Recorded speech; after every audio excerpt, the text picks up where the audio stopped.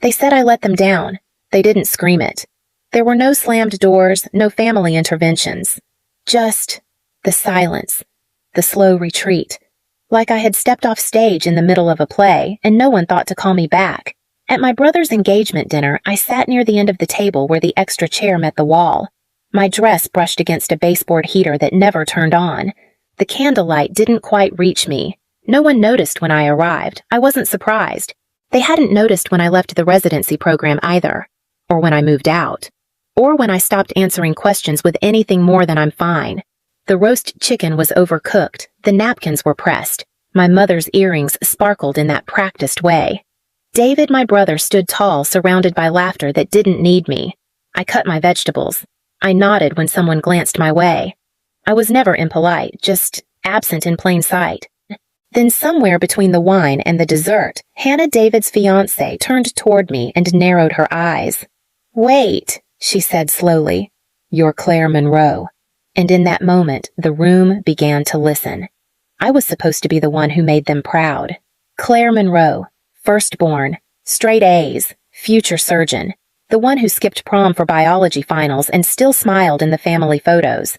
People used to say I was going places. Turns out no one asked where those places might lead once the lights went out. I made it through undergrad with a clinical kind of discipline, top of my class. First, to get into a competitive residency.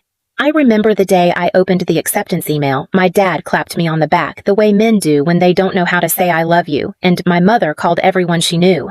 They thought it was the beginning of something golden. But behind the scrubs and long shifts, something hollow had started to grow. It wasn't the patience. It wasn't the pressure. It was the silence I came home to. The endless need to smile, to perform, to keep up with the narrative they'd already written for me. The day I left the program, I didn't pack in anger. I just folded my white coat, placed it in the back of my closet, and sat on the floor for hours. No one noticed. When I told them I was stepping away, the phone line went quiet. My mother whispered, "So, what now?" And I had no answer. I moved out of my apartment into a tiny studio above a flower shop in Portland. No elevators, no framed degrees on the wall. Just the sound of rain hitting the window panes and a kettle that never boiled quite fast enough. They didn't ask where I'd gone. They told the story for me. She needed time. She's figuring things out. She gave up medicine, such a shame. At Thanksgiving, my aunt brought up David's promotion twice. No one mentioned my name. I brought dessert. No one ate it. I started writing again, not fiction, not blogs, just thoughts. Little phrases like, "What if your life's value isn't in what you continue, but what you dare to leave?" I knew they wouldn't understand that. They didn't see the version of me who walked 10 blocks every morning to teach seniors how to use a tablet, or the one who taught a woman named Loretta to join a Zoom call so she could watch her granddaughter graduate from nursing school, the same dream I walked away from. But maybe it wasn't failure. Maybe it was the first time I chose my voice over their applause.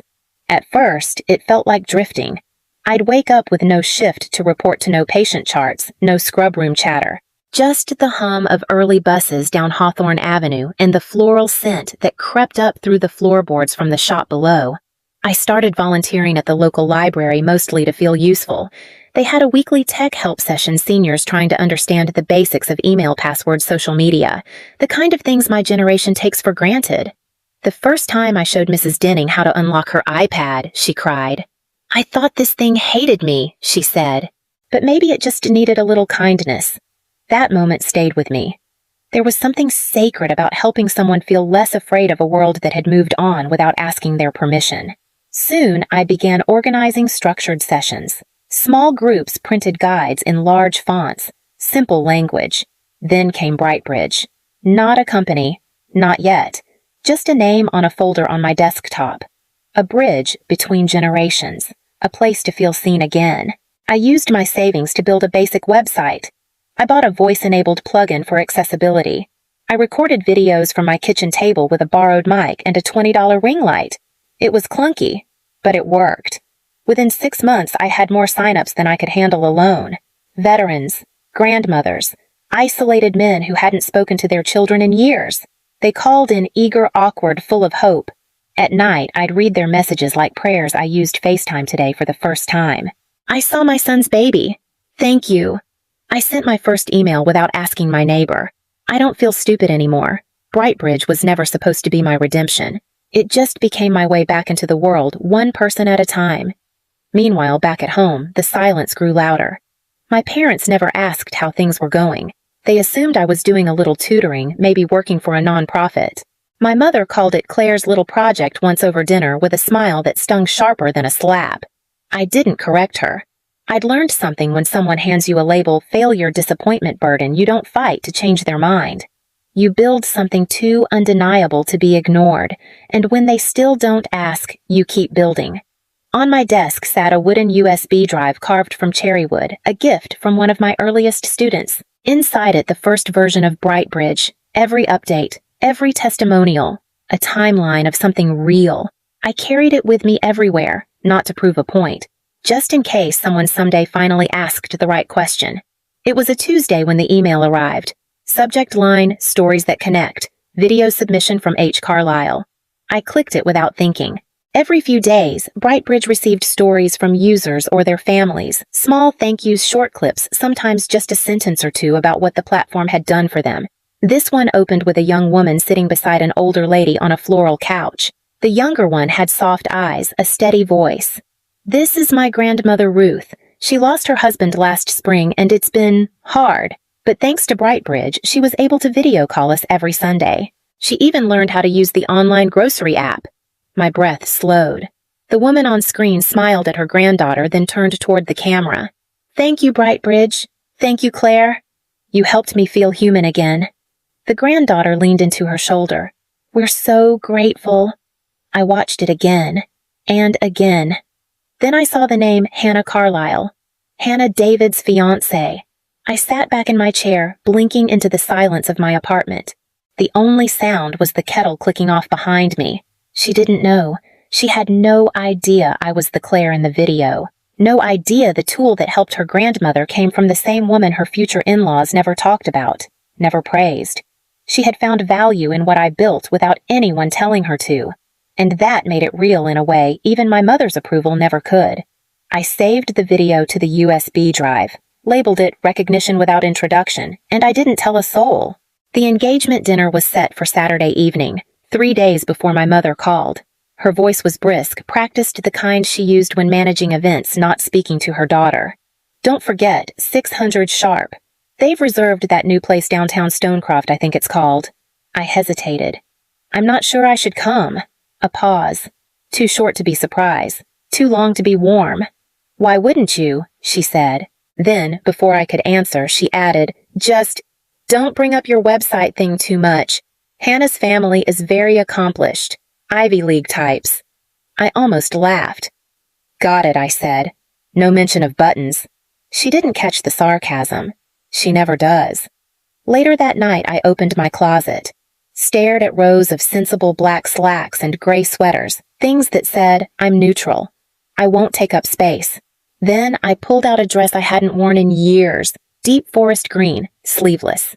Clean lines, 1 inch below the knee, quietly defiant. I laid it across the bed next to the wooden USB. Not to make a statement, just to remember who I was when no one else seemed to.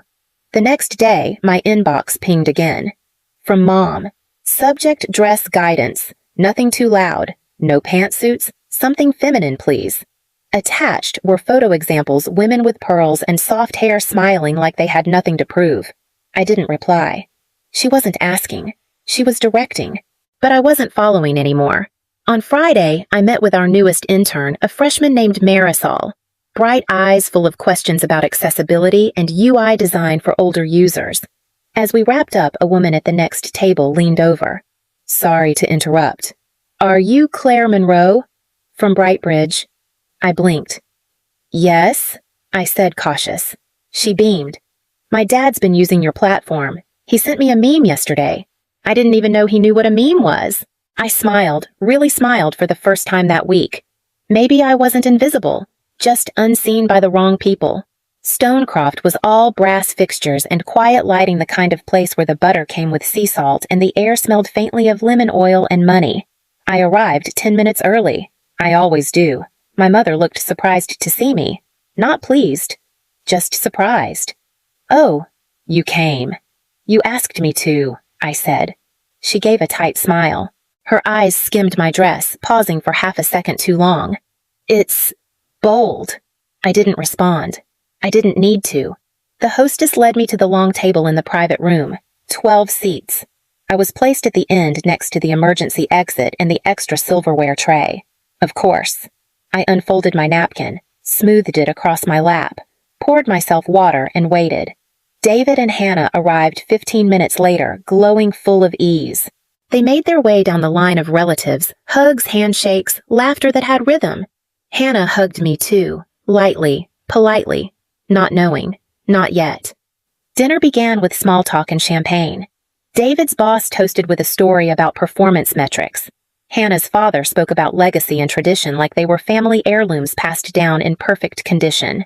I nodded, smiled when it was expected, stayed invisible. Until dessert arrived, some delicate construction of chocolate and sea salt, and Hannah, seated just across from me, now turned with a curious expression. I've been meaning to ask Claire. What do you do again? The clinking of forks softened. The background hum thinned. I took a sip of water, steady and slow.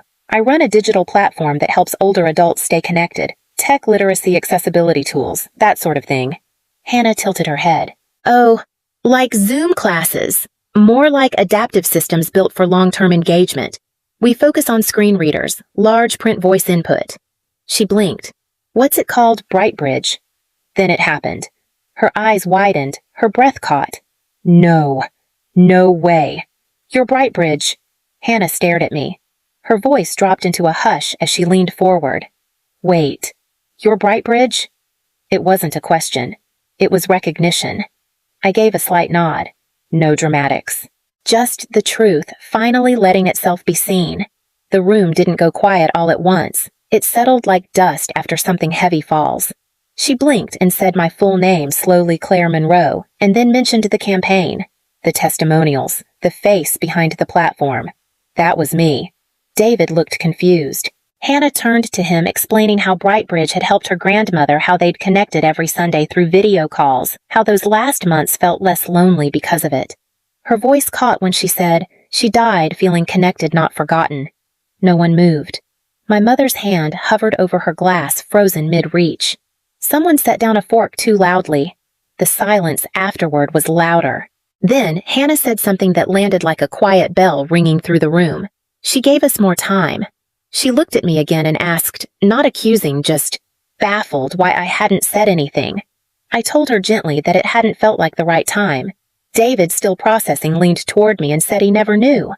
I met his gaze and replied simply, you never asked. I didn't say it to wound him, just to let it stand. A small truth finally allowed air. That's when it changed. One of David's colleagues leaned over and asked about the platform's accessibility features. Another mentioned a parent struggling with tech. Could BrightBridge help? I answered calmly. I didn't need to convince anyone. The work spoke for itself. Across the table, my aunt blinked slowly, then said almost to herself, That's actually incredible. My father looked down at his plate. My mother, still holding her glass, hadn't spoken a word. It wasn't anger I felt. Not pride either. Just presence. The quiet satisfaction of finally being whole in a room that once preferred me broken or silent. For years, I'd sat at tables like this one invisible. But now, without ever raising my voice, the narrative had shifted. Not because I demanded it. Not because I embarrassed anyone. Just because the truth had walked in beside me and refused to sit in the corner anymore. The rest of the evening unfolded in a strange, softened light. Conversations once carefully curated began to ripple in new directions. People asked about the platform, where it operated, how it started, what it had done during the pandemic. Names were exchanged, cards offered. A few even asked if I'd ever considered expanding to their states. I answered each with quiet clarity. Not selling, just sharing. Hannah stayed close by, still glowing with something between pride and disbelief. I noticed the way she looked at David, then back at me, like she was seeing the family differently now. Later, as people stood to leave, David caught up to me near the coat rack. He shifted his weight awkwardly, hands in his pockets, voice low. I'm sorry we never asked. That was it. No speech, no qualifiers. Just a sentence left open like a door that had never quite closed. I nodded, not because it fixed anything, but because it was enough. That night, my mother didn't speak to me directly. But I saw her watching from across the room, the way her eyes lingered longer than they used to. As if recalibrating a picture she thought she'd already framed. And this time, I didn't shrink beneath it. I didn't rush to fill the silence. I didn't offer reassurance. Let her sit with it. Let them all sit with it. Because sometimes the apology isn't the twist. The twist is that I no longer need it to keep going. 2 mornings later, I found a letter in my mailbox. Real paper, real ink, the handwriting unmistakable. From my mother. No text message, no subject line, just a folded piece of heavy cream stationery with my name spelled in full across the front. Inside, her words were careful, not flowery, not rehearsed. I watched the video Hannah submitted. I cried. Not because I didn't know what you'd built, but because I realized I never once asked, she went on. I was so focused on what you stepped away from, I never saw what you were walking toward. You did something no one in this family ever dared. You failed. Then you kept going, and in doing that, you gave people something I never knew they'd lost. The feeling of being connected, of being seen. It wasn't an apology, not exactly, but it was something more honest. She signed it simply, Love, Mom. No grand ending, no plea for a call, just the letter, folded once, hand-delivered. I read it 3 times, then slid it into the top drawer of my desk next to the wooden USB. I didn't frame it. I didn't reply. Because this time I didn't need to hang her words on a wall to make them real. This time I was already standing in what I'd built, and that was enough. 3 weeks later, I stood at the front of a modest community center auditorium. No stage lights, no press. Just 50 folding chairs and a pot of weak coffee on a plastic table near the back. The audience was mixed a few retirees, a librarian or two, and a high schooler who had brought her grandfather. I told them about Brightbridge, not the numbers, not the growth. I told them about Mrs. Denning and her iPad, about the first time someone emailed me just to say I feel capable again. I told them I had once walked away from the life everyone else wanted for me and had stumbled into something better, a life I could actually recognize as mine. When the room stood to clap, I didn't cry, but I did smile. The kind that starts in your spine and works its way up, the kind you don't perform for anyone else. That night at home, I printed out a quote and taped it to my fridge. They'll say you let them down until the day they realize you were the one holding the light. No signature. No explanation. Below it, my reflection in the fridge door, steady, softened, full. Not because they finally saw me, but because I finally stopped needing them to.